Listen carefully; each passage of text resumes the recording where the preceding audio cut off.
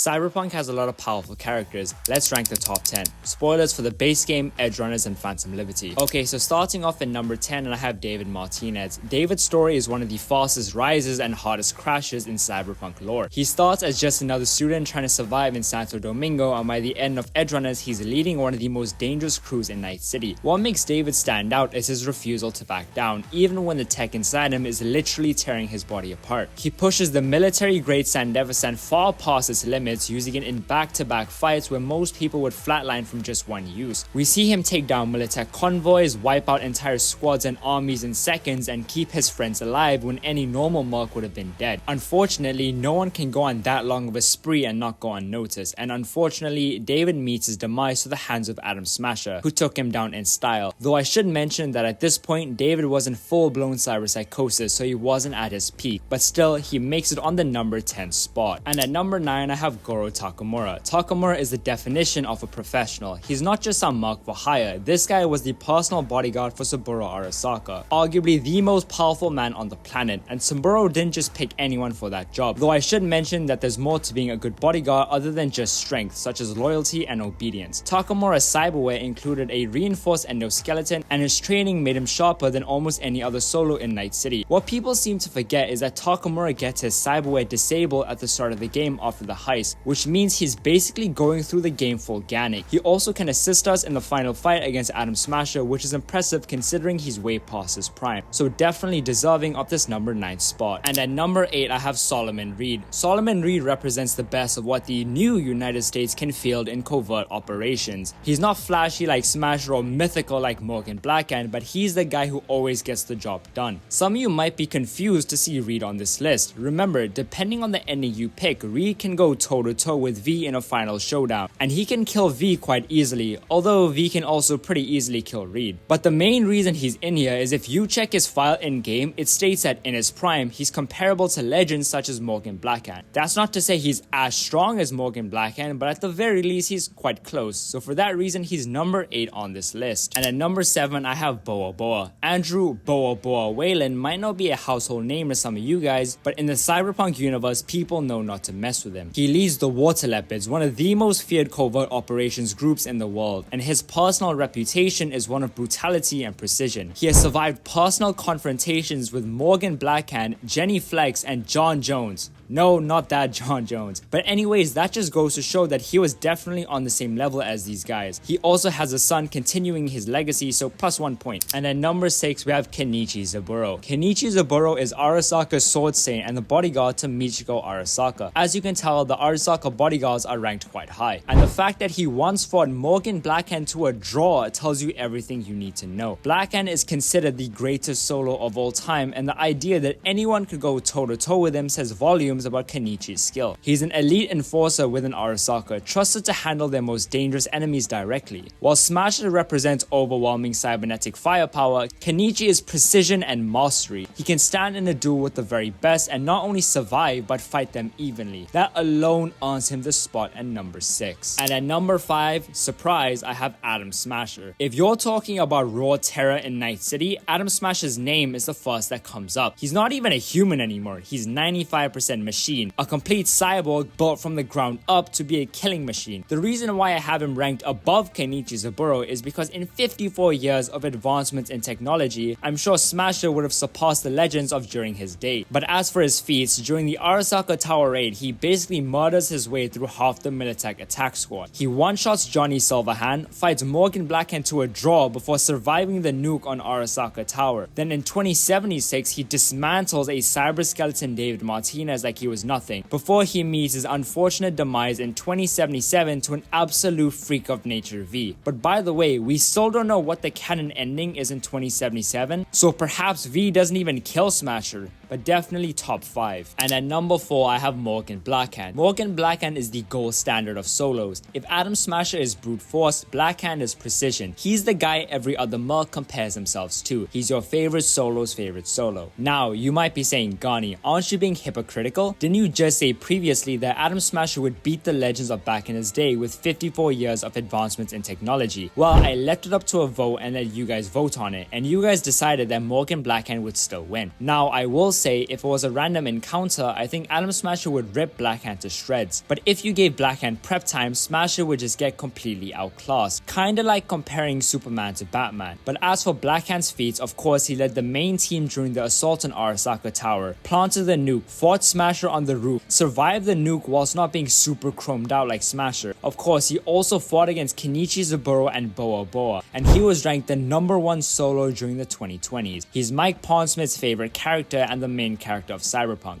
I mean, I could go on and on. He's definitely deserving of at least top 5. And at number 3 in my most controversial ranking on this list, I have V. V needs no introduction at all. They're of course the main character of Cyberpunk 2077, and they're unique because their power is shaped by the player. But in every canon route, regardless of your build or your life path, they achieve things that no other mug has. They survive the relic, a piece of tech designed to override human minds, and actually fight through its effects long enough to choose their own fate. Now, I've made a whole video about why V would beat Blackhand in a fight, so go check that out. But for V's feats, they steal the relic and fight their way out of Konpeki Plaza without high tier gear or cyberware. They can put on way more cyberware than normal because of the relic, allowing them to get absolutely chromed out. They become an agent for the NUSA, save the president, potentially kill Reed, who's again comparable to Morgan Blackhand, canonically take down a max hack squad, and establish a whole new regime within Dogtown. They raid Arasaka Tower by themselves whilst hours away from death, and again kill Atom Smasher by themselves. Definitely top 3, and I wouldn't even be mad if you put them higher. And at number 2 I have Songbird, and yes, I do have Song So Mi ranked above V. Songbird is what happens when you give a human the tools to rival a rogue Blackwall AI. As the NUSA's top netrunner and the president's right hand, she operates with tech that most people wouldn't even believe exists. Her implants allow her to reach through the Blackwall, something so dangerous that most netrunners don't even try. I mean, we see what happens when someone tries to breach the Blackwall.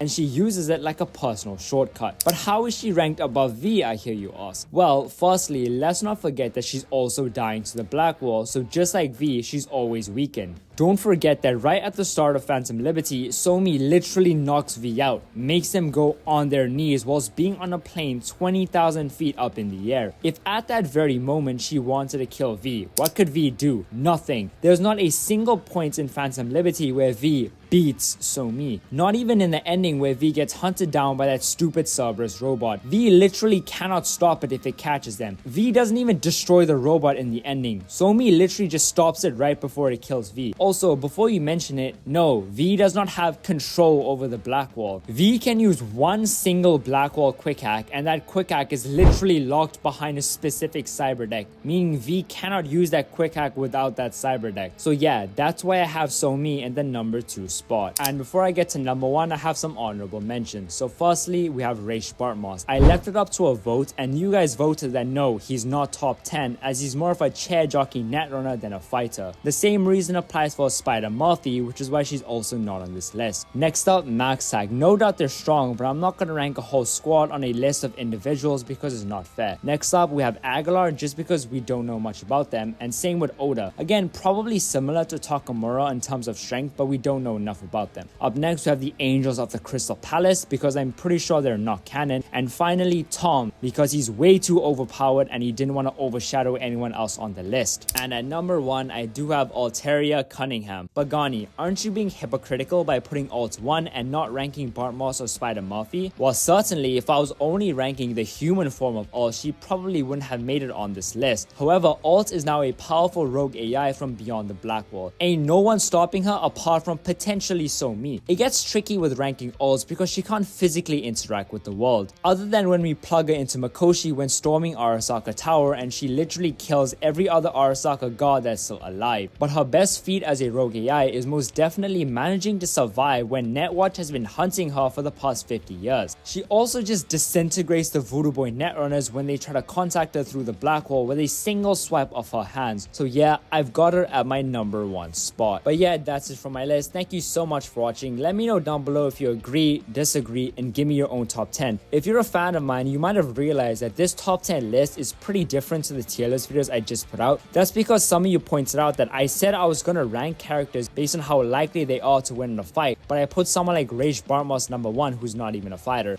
So for this list, I tried to rank characters based on how likely they are to win in a fight, which is why characters like Bartmoss and Murphy didn't make it on here. Also, I just ordered a MetaQuest 3S, so if you guys want to see any content with VR, I guess just let me know down in the comments. But anyways, again, thank you so much for watching. Have a wonderful rest of your day. Bye bye.